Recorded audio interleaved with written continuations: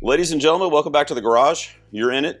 Gerald's here with you, of course, but look at this guy over here, Jonathan Fujii. Fujii, what's up, man? What's up, man? I'm doing Back good. in the Thanks for having me garage. on. Yeah, dude. Back? It's funny. I don't know if there's somebody watching me or just the algorithm is just that good, but you and I were talking kind of like text and chat and stuff about doing this, but it's not like I put anything on the internet or anything. It's just us talking. And yeah. I came down here to my computer tonight to get ready for the episode, and the first thing that came up on YouTube was one of your shorts for Predator, and I'm like, the first thing I see. Oh yeah, we get set up.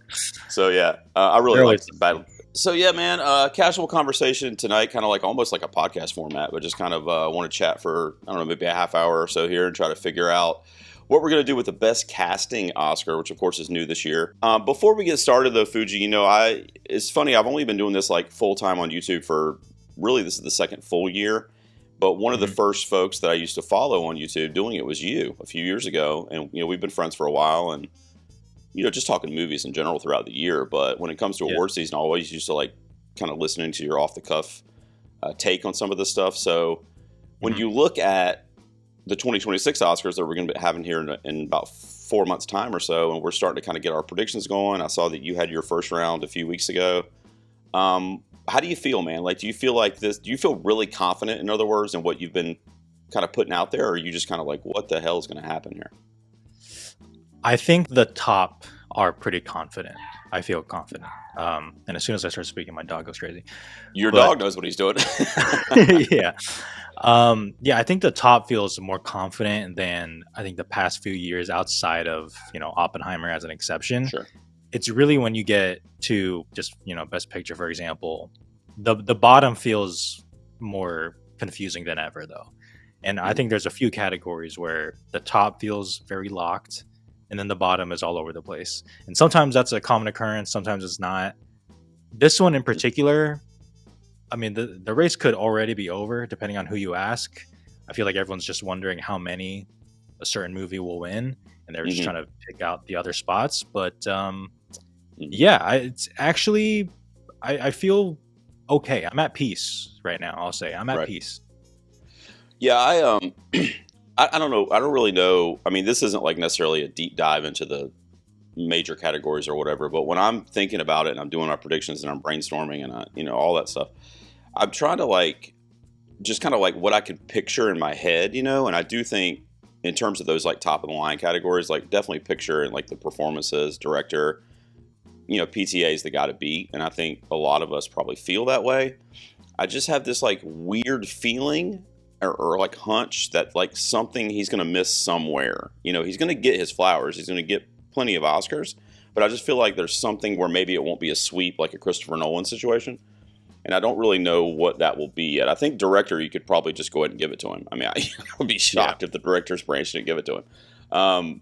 But I don't know. You know what I mean? Like, I just feel like the Oscars always do something a little strange. And of course, the precursors are going to tell a different story once that kind of starts happening too, Yeah. But as one battle as yours too, I mean, you feel like that's pretty much a lock, at least as close as we can be.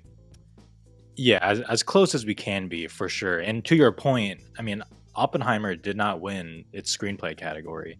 Right. It lost to American Fiction, a movie I liked. I think looking back on it, it's kind of like, like Oppenheimer won like everything, but they didn't give it screenplay. So to your point, anything can happen, but regardless, it's a moot point anyways. Because it's going to rack them up probably. Yeah, no, for sure. I mean, it's not going to go home empty-handed. I mean, it's not going to be shortchanged. I mean, that's for sure. I just feel like there's one category that everybody's going to be like, oh, that's definitely going to add to their haul, and then it's going to be some random.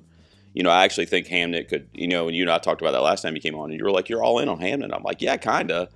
And it ended up, kind of gaining in popularity on the festival circuit. But I don't know. I just wonder if that one might surprise when it's up against one battle in a certain category, whether that's screenplay or picture, or I don't know. I mean, like I said, I don't think director's in question, but have you seen Hamnet? I haven't seen it yet. I know you did though, right? I did. Yeah. I'd be very curious to see what you think about it. But yeah, Hamnet is winning like every audience prize it goes to, like at every fest. It's just like racking them up. So it's a good one. We'll see what happens, but who knows? And I saw somebody saying yesterday that somebody did an article where Hamnet was the villain this year, and I'm like, what? Like, what? What? Where did you see that too? I did see that. It's Yeah, just nonsense, honestly. I yeah. don't think a villain has emerged fully yet. No, We no. are way too early to pick out a villain, and even if Yeah, it was like Hamnet as a villain is crazy. yeah. That's That's a strange, right? crazy take. Because you think like, well, never mind. I'm not going to mention the movie that you and I talked about way too much last season, but that's a villain. You know what I mean? That's That a was a villain. villain, That's a right? For top sure. tier Thanos villain for sure. Without a doubt. What about when you look at like performances? You think One Battle's got a lot of that stuff locked up too, or do you see like the one for me that's really kind of like? Ask your opinion real quick. I'm gonna pull up my list here, but Sure. the one that's kind of racking my brain a lot that tends to change because I do it pretty much monthly, at least like publicly, I do it monthly, and every time it's always like super different than the month before, and that's supporting actress. Like I'm leaving Ariana Grande at the top pretty much all season, but other than that, I literally don't really know who's going to fall where. I mean, how do you feel? Is there any category where that's kind of like that for you? Yeah, supporting actress like for Yeah, sure is the most like I don't know what's going on because even I know a lot of Wicked people do not like me, but I said in the first Wicked, I said Ariana Grande was great, and I'm a fan. But yeah, even sure. with that, like it's not like we are so like, oh yeah, she's all the way. Like everyone's super confident on that, and Hmm. everyone else is like the fact that Tiana Taylor for One Battle is in winning contention, which I love, but the fact Sure. that she's in a winning conversation when she's in like the first 15 Yeah. 20 minutes of the movie, like that kind of goes to where we are. And like Amy Madigan for Weapons, a movie Hmm. I love, but I'm like, wow, like it is I really know. open, which is exciting. But Yeah. yeah, I have no clue what to do on that one. Yeah. Every time I do a predictions video, and I've been doing them since April because I'm a psycho.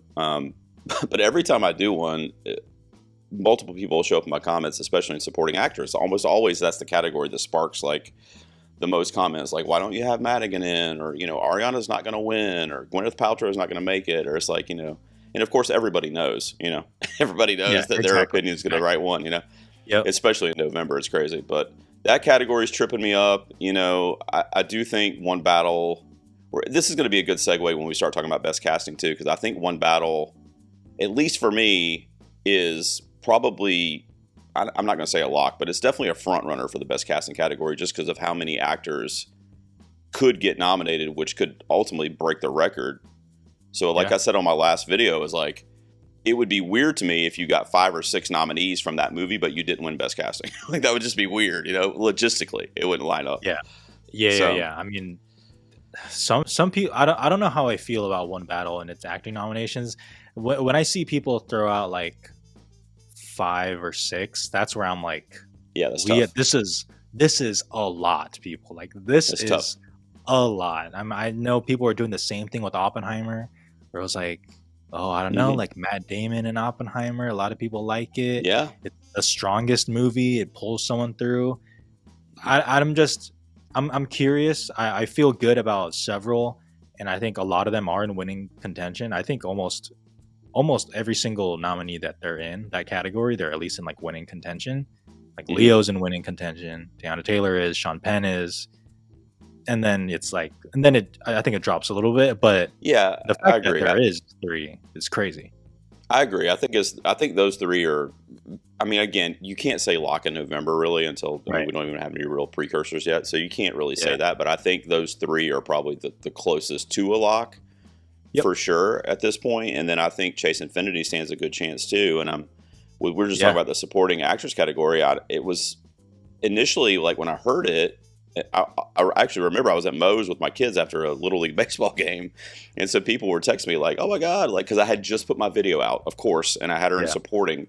Everybody's It always like, what are you doing? She's Yeah. leading. I'm like, what? And I found out, But actually, initially was kind of like, well, that's kind of weird based on, I'm not going to say category fraud necessarily because, I mean, I hate dealing with that every season, but I just thought it was weird initially. But then the more I thought about it, I was kind of like, that might actually be kind of smart because at least at the time, lead actress didn't seem as kind of jumbled in my head as supporting was.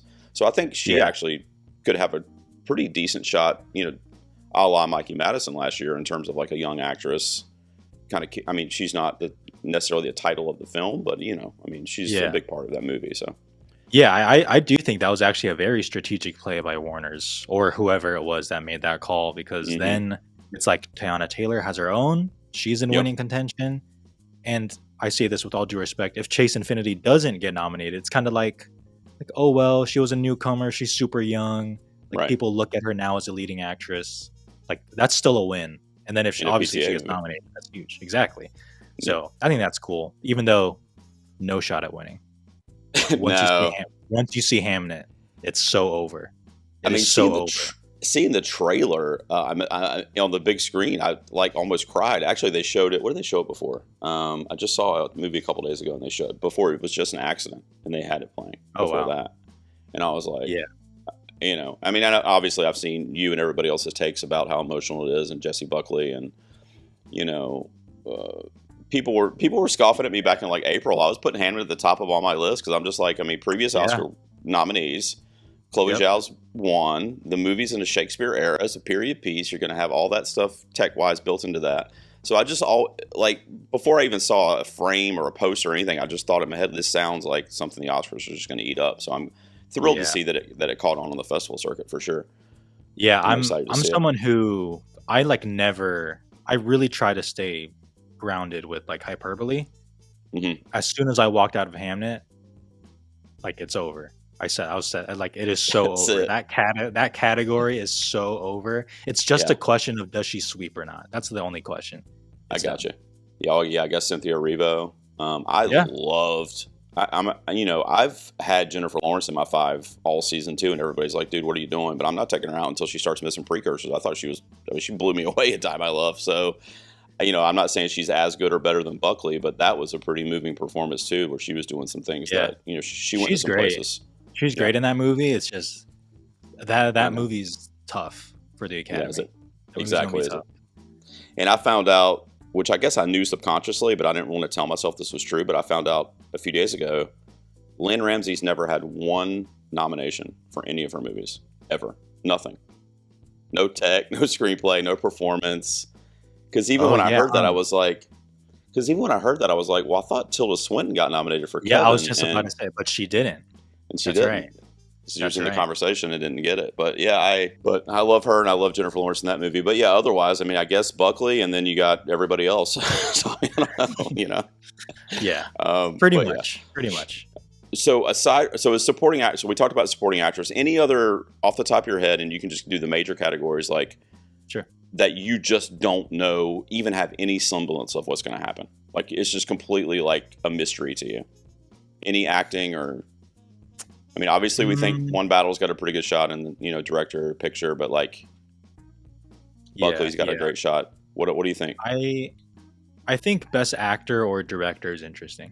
I think that category is starting to shape up to be very interesting. So I don't know which category I could touch on, but I think those two in particular I'm really watching because they're gonna shape how a lot of like the race goes. Like nomination morning. When we're going through it, like everyone, I think it's gonna tell us a lot. I think. Yeah, for sure. And aren't the precursors all kind of messed up this year too? Like when they're announcing different ones that we would normally be able to use. I don't think we're not getting BAFTA. Right. Which is huge. Will we have the long list though? We'll have the list though, right? We'll have the long list. But we won't have nominations, which is nuts. Yeah, that is huge. Let me ask you real quick, who are you pulling for? So of the movies that like are in the conversation that are like actual, like possibilities, who would you like to see? And I'm not talking about like what your prediction is, but like if it happened, it would be like a Parasite moment where you were like, oh my God, I can't believe this happened.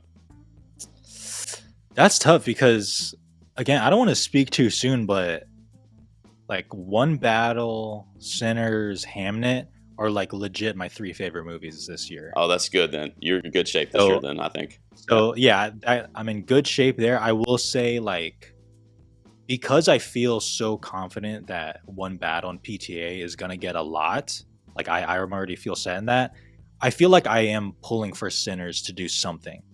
Like, because I again, Jessie Buckley, Hamnet, Best Actress is done. If Sinners walks away with like just best song, if that, or just best score, if that. Like, I don't even know. Like, I'm getting a little nervous that it could get a lot of noms and then not win anything, which makes me very nervous. So I'm in hoping. that regard, I'm kind of pulling for Sinners.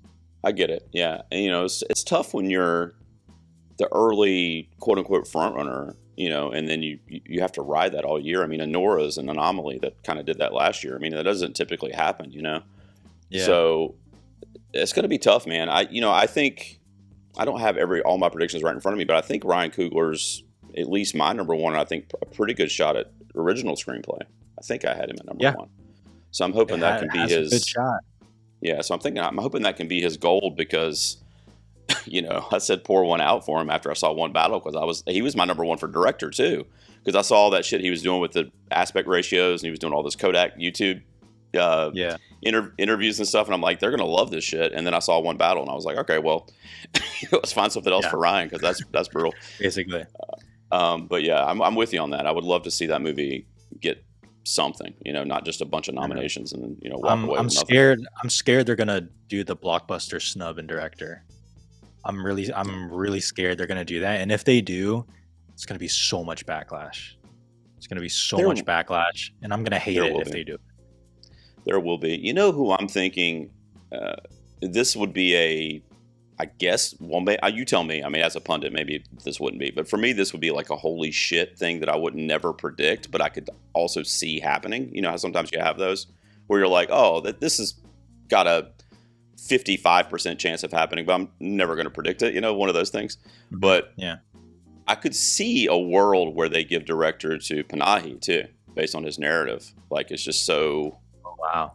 enriching to the director's branch of what he's doing and like basically going to prison to make movies and shit. I mean, I'm simplifying it, but I mean, I don't know. That could go a long way for people when they're casting their votes. Plus, it's a great movie, so especially if it gets into picture and that kind of stuff.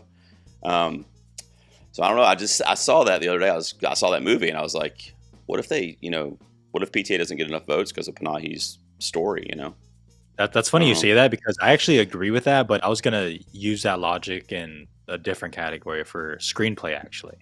So what if for just original screenplay, One Battle's not there, like Sinners for the sentimental value, and then it was just an accident, just goes right through the middle with that narrative too. I mean, that's an easy thing to do.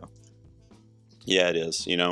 That stuff starts creeping into their mind when they're voting, or at least you imagine it does, but it starts creeping into our mind, like because we're basically trying to put ourselves what they're thinking or what they're going to be thinking in like 4 months. You know what I mean? Yeah. It's like I don't fucking know. We just want to touch on some of the major categories there, but let's talk a little about this new category, best casting. So, you, I mean, I presume that you're cool with these additions to the Oscars. First of all, right? Like, you think this is a good addition? Totally. Yeah. I'm not in the business of like removing categories to be like, let's get it to 2.5 hours. Like, who cares? Like, the fact that stunts has even taken this long is embarrassing. So casting, add a good category. It's like I'm all for it. Man, I just want to give Tom Cruise a hug when they announced that. I'm like, dude, you got to do another Mission Impossible in like 3 years. It's crazy. Yeah, sorry, man. You got to come back. The return of whatever. I don't know. We got to figure that out for him, but. Yeah, I'm really excited about these two in particular. I wanted to ask you though, what category, even if you've heard it discussed, in circles or whatever, but even if not, what category would you like to see the Academy add to their kind of repertoire that's not in there yet? Oh man, that's tough. What do you think should be recognized? I got a couple. Let me give you my couple, and then I'll see if you have. Okay, one. Sure. So I was thinking motion capture performance. Andy Serkis, all the stuff that he did. Go. Yep.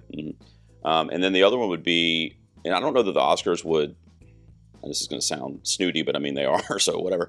But I don't know that the Oscars would like kind of go down to this level. But I love when award shows, including the BAFTAs, do like breakthrough performance.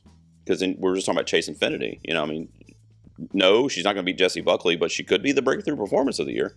And that kind of thing. So I would love to see the Oscars do some form of that kind of stuff. Yeah, I was gonna say either something like that, like breakthrough performer, or like for the director, best debut, like something like that. maybe because you think Yeah, back on previous years, like all of a sudden Celine's song for Past Lives would have just won that, and it would have been awesome, and everyone would have been happy. So right. I think something like that would definitely be cool. But yeah, stunts was always the top of the line for me. So now that they did that, I'm like, anytime Mhm. someone asks me this Yeah. question, now I'm like, oh shit, I don't have, I don't have any answer now anymore.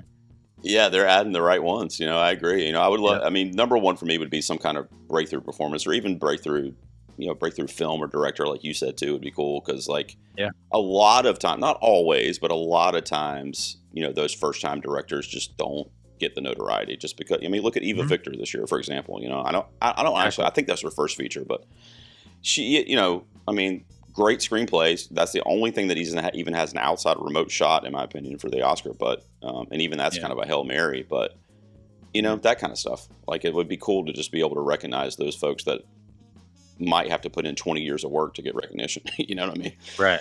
Yeah, yeah, Uh, so that's a good call. We obviously take historical data from the Oscars, and then we also take some of these precursors that we've touched on, like BAFTAs, and in this case would be like SAG Ensemble.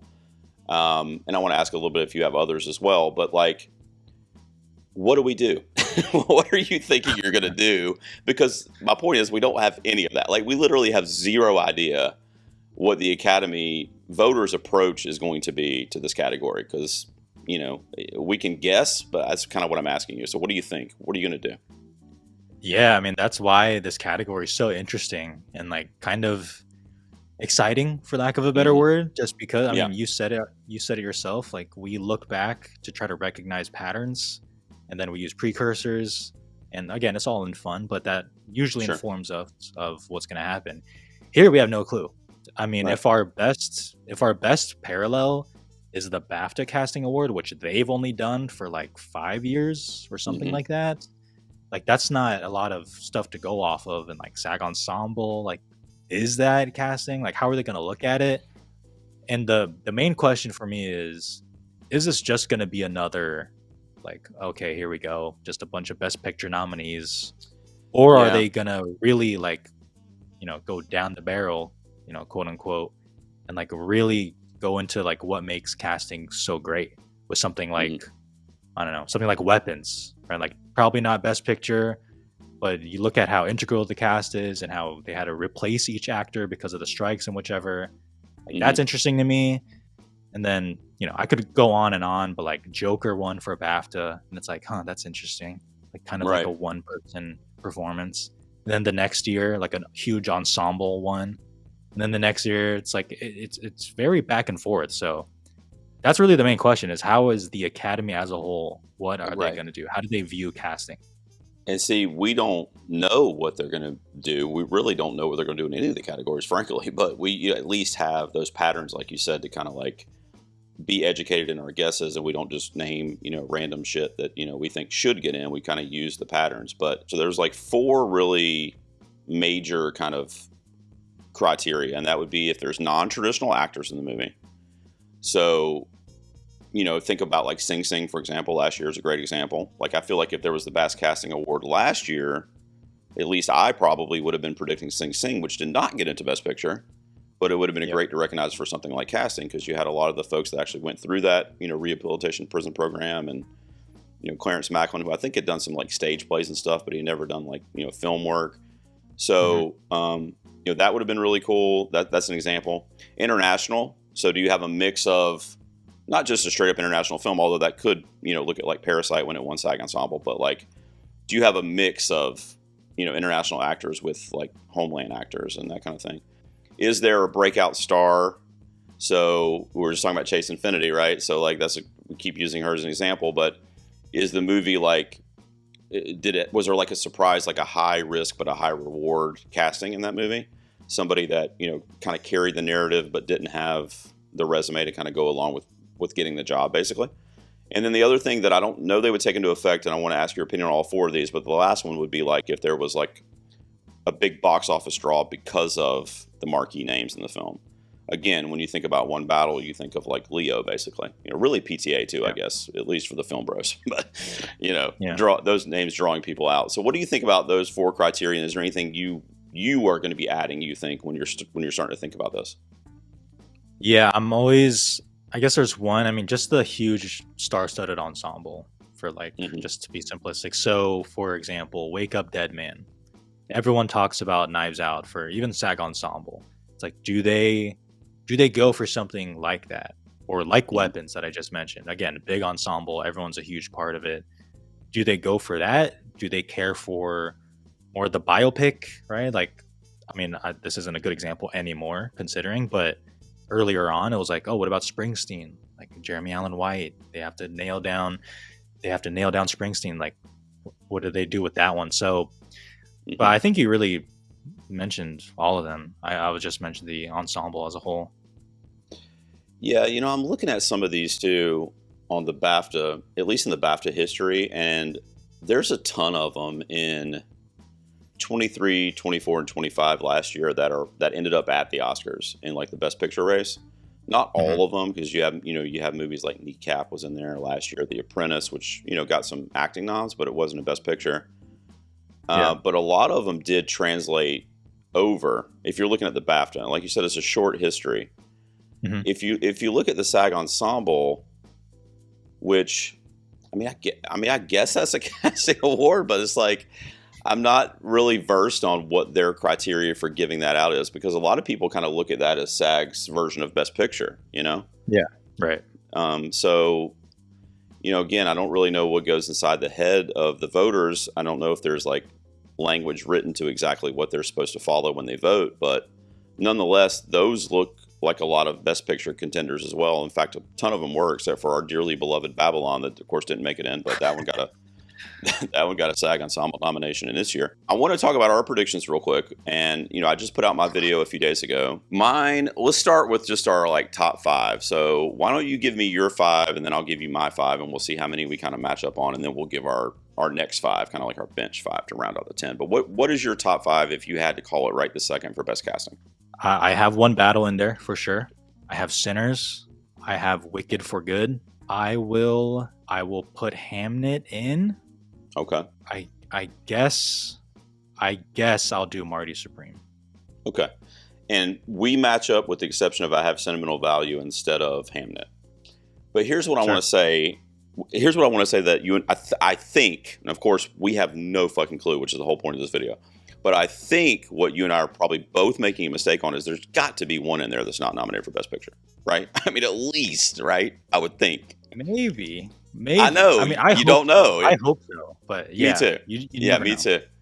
So mine is the same. I have one battle winning, and to your point, real quick. I mean, the reason why I think that would win is because it's going to be getting so much. Like, it's so many accolades on the circuit, including the Oscars, for acting, at least I would suspect. I mean, we were already talking about at least 3 that we think are going to, at a minimum, be nominated, if not win. Possibly 4, and some people, like you said, are predicting up to 6. The record is 5. It could tie the record if Regina Hall or somebody sneaks in there. So, it logistically just makes sense to me, because that's the cast. You know what I mean? That's the casting. Plus, you have all those, like, minor roles that were really eclectic too, with the Christmas Adventurers, Dickheads, and all that stuff. I mean, that was great casting, and across the board. Mm-hmm. I do see a big argument to your point earlier about Sinners not going home empty-handed. And if you factor in all of the criteria that I gave you earlier, all those 4 main points, it hits all of them. And that's the only one in my top 5 that hits all of them, because it's got the box office. It has the draw with Michael B. Jordan, and I guess technically Ryan Coogler too as a name. Mm-hmm. It has the breakthrough performances. I mean, Miles Caton. So Sinners does hit a lot of what I'm creating as kind of like fake check boxes, I guess. So that could be a strong contender too. And you absolutely are right about Wicked for Good, just because that's also going to have everything that we talked about. So Sinners and Wicked for Good are 2 really strong ones. You had Marty Supreme, right, in your 5 as well? I did. Okay, yeah. So Marty Supreme's a big one that I think could sneak in for this award too, just because of the kind of unorthodox casting in that movie. Have you seen it, by the way? Yeah. You did see it. No, I see it. No, I see it. I see it soon, though. I see it very soon. I'm excited. What I was just saying about Marty Supreme, though, is like, Odessa Zion could be, that kind of like breakthrough performance, at least in film. Then you have what's dipshit from Shark Tank? You got him in there. Kevin O'Leary. O'Leary, you got him in there. There's another Tyler the Creator. Yeah. And by the way, they just announced they're campaigning him for supporting. My son, who's 12, almost 13, freaking loves Tyler the Creator, and I showed him the tweet, and he was like, "Oh yeah, I'm gonna watch the Oscars this year." And I'm like, "Dude, that doesn't mean he's like getting nominated like anytime." So, but it'd be cool if he's on the circuit, doing interviews and stuff. But so that's a very eclectic, unorthodox cast, and then you have Gwyneth Paltrow kind of coming back, what could be perceived as a comeback. So that's a good one. So I've had sentimental value because that one mixed in the international with the kind of American flair too. Yeah. And the acting tie-in, but you had Hamnet. So what about, so we're both saying one battle at this point, right? I mean, that's what I'm probably going to say. I guess I would November prediction. I will tentatively agree with one battle, but Sinners is very interesting here. It's very, very appealing here. It does. It hits a lot of check boxes. I think all of those stand a really good chance. That's why we just don't know what to do. This is going to be one that's going to be, at least for I was thinking about this the other day too, at least for 3 or 4 years, it's probably going to be one of those that's like the shorts. There's so many different, so many different predictions for winner, and the 30% of people that get it right are going to look like geniuses, and then the next year they're all going to miss it. It's just going to take a while to kind of figure out what they do, or what matches up. So in looking at so we're both saying one battle is probably the number one, and we only missed one in our top 5 there, so that's better than I thought it would be. What about your next 5? What would you put 6 through 10 near misses? All right. So I would have sentimental value. I would put Frankenstein. I will have Wake Up Dead Man. I will have Weapons. Oh, nice. Okay. I have written down Jay Kelly, but I just don't even know if I even agree with that. Me too. But I guess I'll just say Jay Kelly as a 10. Me too.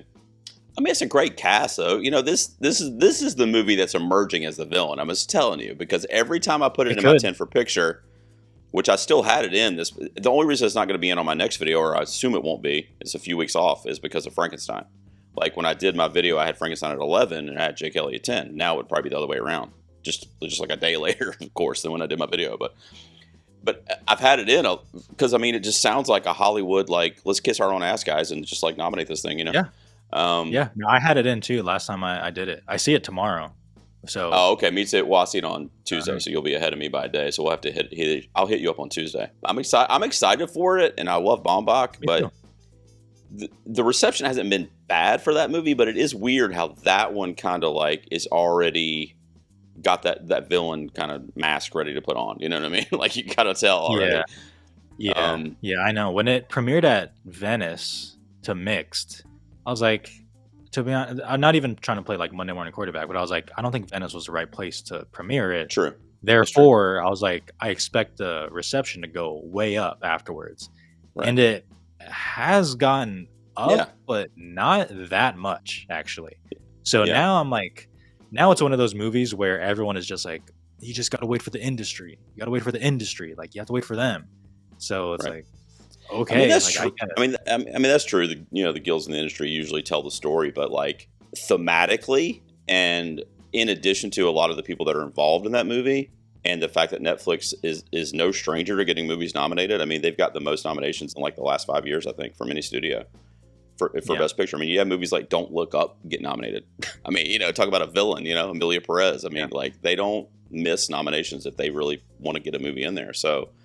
I see why people might call it the villain, but that doesn't mean it's not going to get nominated. So people are always like, why is Jay Kelly in there? And they laugh at me in my predictions. I'm like, dude, I'm just telling you, it could get in there, So be ready. So I've got Frankenstein also. And then I would have Jay Kelly at 7, Wake Up Dead Man, Hamnet, and Begonia, which you didn't mention. I put Begonia on here because that checked the box of the non-traditional actors. They had the Greek stand-up guy. What's his name again? I can't remember. Stavros Halkias. Yeah. I love him, by the way. He always pops up in my TikTok. The algorithm's got me figured out. Cool. I'm telling you. It's you and him in my TikTok whenever I go in there. So, but he's great. Has a pretty decent role in the film. And then the guy that plays his cousin is not a traditional actor either. I mean, at least not that I'm aware of. And then you have the powerhouse names too, like Emma Stone mostly, Yeah. and that combo with Yorgos too, for sure. And then that duo brings them out, at least the film lovers. So I think Begonia stands a shot. See if you have anything else to say about the category. But I did want to ask you too before we wrap up, like a couple movies or even just one movie. I mean, you mentioned Weapons, which by the way might go in my 10 now because I think you convinced me a little bit of that. I might take Begonia or Jay Kelly out or something like that and put Weapons in, at least in the mix on the board there, because I like that idea. I think they might do something like that.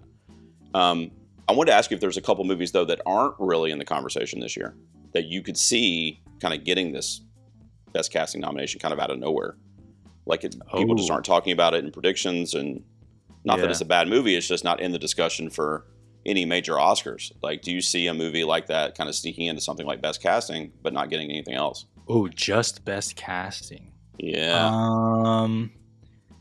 That's I mean, I would have to reach real deep for some like random ensembles, and I'm gonna answer the question, but I hope this category, like I hope it works like almost like best sound or visual effects, where they just, it is the people like in that branch only voting, and then for some reason it pulls through. So I really want that, but like something that could only get casting, I mean, like the Black Bag, like The Roses, like Mickey 17, like I'm trying to think of like really weird stuff that relies on either an ensemble or a lead performer. I mean, like Wes Anderson had a movie this year, like no one's even talking about that for casting for like a Wes Anderson movie, so like I could see that too. That's true. That's true. Yeah, that's true. Ethan Hawke. Oh yeah, I know. Yeah, see, I've got Ethan Hawke in my 5, but currently at least. But I do think that would be good for best casting too. I mean, that's a really cool. I mean, Bobby Cannavale was great in that, the bartender, but it's kind of like a background role, but he was so good in it and memorable, and that would be a good offbeat kind of nomination for that too. The two that I wanted to mention that might be kind of mind blowing. One of them you might not even fucking heard of. Okay, but I'm just gonna tell you. I mean, you're a film dude, so you probably have. But it's so funny. We were driving to the beach on our family vacation this past like July or whatever, and I had a screener for it. My wife was driving. I watched it on my phone. Okay, Fujii, which I don't recommend doing, Christopher Nolan, if you're watching this, but I did it because I wanted to knock out the screener and do the review or whatever. But it's this little, let me pull it up. It's this little indie film that just got nominated for a Gotham Award. And I was like, hang on a second. It's called East of Wall. Have you heard of it? Oh, I have heard of it. I haven't seen it. Kate Beecroft's the director. She's a first-time director, but it's a docufiction, essentially. The main characters are the Zemigas, and there's this family of like rodeo performers. So they train horses basically, and then they take them to compete in rodeos, and they do it all on TikTok and like social media. So they like went viral like, I don't know, 10 or 15 years ago, and it's just like they do that in addition to competing in the rodeos and stuff. So it's telling, and they had a family tragedy. So it's telling their story or retelling their story, but it has a lot of the actual Zemigas performing their characters in the movie. So, and it was really good. Like I was like kind of surprised, to be honest. And I think it's Sony Pictures Classics too, which is always, you got to watch out for that too. So that's a random kind of like thing that could come out of nowhere. And when it got the Gotham nomination, I was like, okay, people know this exists. That's kind of cool. And then how about this one? How about Eddington? Dude, what would you do? What would you do, bro? I mean, that'd be cool. That would be great. Again, that'd be cool. I hope they do stuff like this. I hope it is not what we said and just 5 Best Picture nominees. I hope they go deep in the bag. Me too. So I think that'd be great. Eddington would be great. And I loved your Mickey 17 one too, which was one I was going to mention if you didn't, because I think that would be a good one too. Bong Joon-ho would come back to the Academy Awards. He'd be there. Yeah, it'd be great. Why not? You and I do this thing every year, and hopefully you'll come back next season and we'll do it too. But in January, where we like basically swap the nominees and we change them up a little bit, because of course the Academy's not going to get it as good as you and I do. So we always kind of help them out a little bit. So in Best Casting, we talked about One Battle or Sinners probably winning it, at least right now is what we think. What movie would you vote as the best casting if you were like a casting crew member or casting director? Which movie do you think had the best casting of the ones that you're familiar with right now? I think I would vote Sinners. Yeah, that's a good one, man. I think I would vote Sinners. It's hard to argue with it. It really is. To your point, like it hits all the check boxes, but I think it was like low-key harder to do, especially for the movie that Sinners is trying to tell, with like the racial component in the time period. And if I'm trying to justify that reasoning, it's like one battle got like, okay, Leo, like Benicio del Toro, like Sean Penn, like they are like certified legends. Mhm. Where Sinners, like the main cast is Michael B. Jordan, Haley Steinfeld, Wunmi Mosaku, and then you get Delroy Lindo, who isn't even as celebrated as the previous three that I mentioned from One Battle. Mhm. So if they found someone new for Miles Caton who has the voice of like an angel, which is like even Yep. harder to find as well, I just feel like they had a slightly harder job. But again, I'm saying that to justify the reasoning. One Battle totally makes sense too, and it'd be an amazing win if it happened. Yeah, I agree. I mean, I almost equally, for really for similar reasons. Really, I love One Battle, Sinners, and Wicked for Good for kind of like all. I know you don't like Wicked as much as I do, but basically for all the same reasons. Just has all those big marquee names. It has newcomers. I mean, you've even got like Michelle Yeoh and Jeff Goldblum. I mean, been around for like multiple decades, and they're doing their thing. I mean, I think any of those three or one of those three probably going to win. I mean. Probably. I mean, unless they do some kind of crazy shit, which would be cool. So, and I would be okay with any of them. But I think, again, I'm only saying what my vote would be right this second of the movies I've seen. I haven't seen Marty Supreme yet. I haven't seen Jay Kelly, so I wouldn't vote for those because I haven't seen them. Would probably be A House of Dynamite. And I'm one of the only 10 people on YouTube that I like that movie. I love that cast. I loved it. I loved it. I love Noah Oppenheim's screenplay, which I also hope is in the mix for original screenplay when that happens. But yeah, I love that cast, man. I thought that it was so. Now, a lot of it has to go to the screenwriting, and this is my opinion, of course. And not everybody loved the movie, as I've seen. But you had to basically rewrite and redo the story 3 times, just from a different point of view. And that's not easy to do, and to be engaging and stay engaging throughout the whole runtime, which I thought it did. And I actually really appreciated and respected the ending of that movie. I'm not doing a review of House of Dynamite. I did if you want to check it out. But I just think the cast, there's so many, what you call it, popped up there. You've seen it, right? You saw the movie? Mm-hmm. I did. Okay. What's the young girl that popped up in one scene and she's talking to her dad on the phone? I was like, is that Caitlin Deaver? Caitlin Deaver, yeah. Yeah. Yeah. I was like, dude, she's in this. I fucking love her. And then you got Greta Lee in one scene, on the phone. I knew she was in it, so I wasn't super surprised when I saw her, but all these really seasoned, talented actors and actresses from different backgrounds, and just giving their 5 or 10 minute or whatever it is, all to this narrative. I mean, this is the best I'm going to do in this scene. I'm going to make sure I'm impactful in this scene. So I think, I don't know. I mean, it depends on how that movie hits with, casting directors, but I thought the cast worked really well. But of the ones we've been talking about, I would probably flip a coin between Sinners and Wicked for Good, probably. As being my vote, honestly, because I think both of those are great for basically the same reasons. So again, we don't know, but the fact that Wicked for Good, the sequel, the first one came out last year, for the most part, it's the same people coming back, same actors, same characters. Does that help or hurt Wicked for Good? That's an interesting question to me. Yeah, you can have that. Actually, we could do a whole episode on Wicked for Good because I am predicting it for 11 right now. So I'm thinking it's going to hit. But I mean, it could also be the complete opposite where it gets 2. I mean, I think it's going to do well. But in particular with casting, I do wonder if they're going to be well, they didn't do new casting for this one. Right. Or are they going to say, oh, well, we didn't have a chance to reward the first one. Therefore, let's just do it for this one.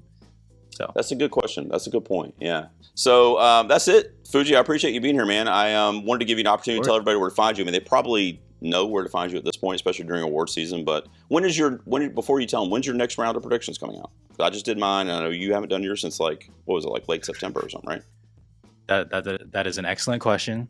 Right. I am literally debating if I should just do it now or if I should wait because, like I mentioned, I'm seeing a lot within the next week and a half, 2 weeks. I'm seeing. Dude, I'll tell you. The fact that Marty Supreme I'm seeing soon, I almost just want to hold off. So you might as well. You honestly might as well. And I'll tell you, this is gonna sound like the craziest first world problems ever, but every time since April that I've put out a video, I'm not even joking you. Within 24 hours, my predictions change because I'm they announced something or a movie bombs or whatever. So I always I should have waited. I did my round in October, the day before TIFF started, I think, or something like that.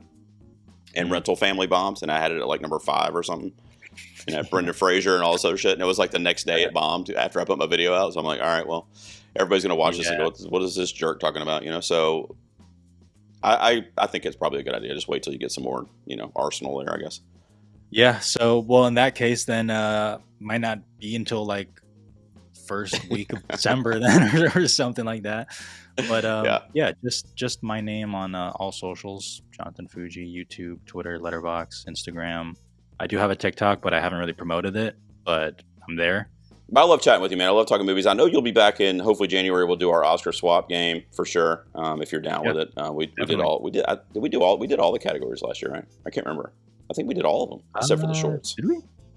Oh, we did, but we broke it up. We broke it up, because it wasn't like a 4-hour episode or whatever. We broke it up, right. So we could break it up again. But I think we did all of them except for the shorts last year. So Yeah. we'll just kind of swap nominees and have fun doing that. So we'll see if some of this comes to fruition with best casting.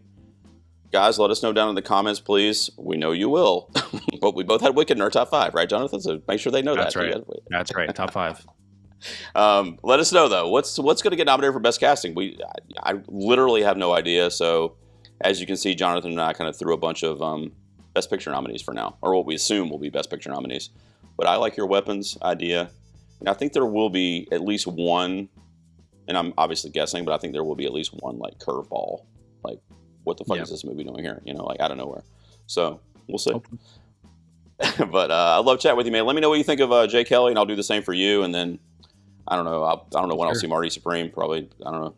Maybe at the next ping pong tournament I go to, they'll show it. I don't know what I'm going to see that thing. So, but I'll check it out soon, hopefully, because you know I love me some Timmy. So, have fun watching all those movies, man. And I'll talk to you soon. Next time you sneak out to the garage here, okay? Of course. Thanks for having me. All right, brother. All right, guys. Thanks for tuning in. We'll see you out here next time. Have a good one.